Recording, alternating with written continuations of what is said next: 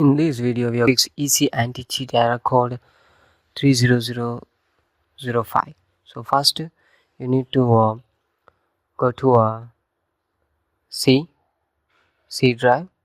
In this C drive, you need to click program files x86. Then go to EC access cheat. Yes, folder. In this, you can see the EC access cheat SYS is there. Yes, click it and delete it. So launch games again, it will reinstall automatically. If you unable to delete, means restart your PC and try again. Yes, because it's running in background, that's why it's not uninstalled. So that's why don't panic, it will automatically launch. Once it delete also, it will automatically launch, reinstalled again. So again, after go to service,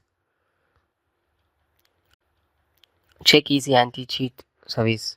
So go to service and scroll down, and you can see the easy anti-cheat option is there.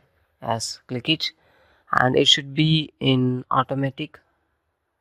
So right click and go to properties. Yes, go to properties,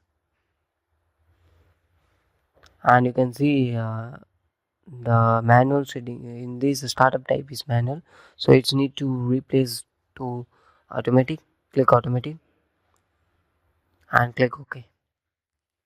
Apply and OK.